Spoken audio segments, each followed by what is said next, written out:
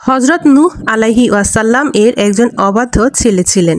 তিনি ইসলাম গ্রহণ করেননি। হযরত নূহ আলাইহি ওয়াসাল্লাম তাকে অনেকবার দাওয়াত দেন, তবুও তিনি দাওয়াত কবুল করেনি।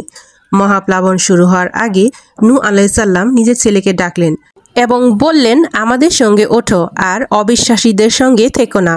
নূহ সাল্লাম এর ছেলে যুক্তি দিলেন, আমি যদি পাহাড়ে গিয়ে উঠি, পাহাড়ের উপর তো আর পানি পৌঁছতে পারবে না। মহাপ্লাবন শুরু হলে পানি পাহাড়ের চূড়ায় গিয়ে পৌঁছালো।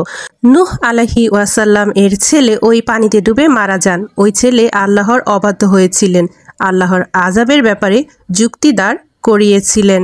হযরত নূহ আলাইহি ওয়াসাল্লাম নিজের ছেলেকে পানিতে ডুবতে দেখে আল্লাহর কাছে প্রশ্ন করলেন।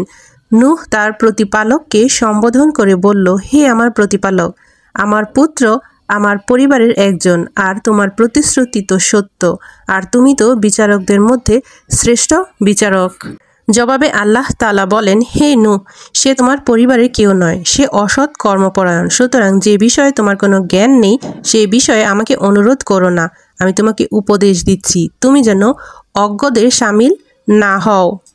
নূহ আলাইহিস সালাম আল্লাহর কাছে দোয়া করে বললেন, হে আমার প্রতিপালক, যে বিষয়ে আমার জ্ঞান নেই সেই বিষয়ে যাতে তোমাকে অনুরোধ না করি, এজন্য আমি তোমার শরণ নিচ্ছি।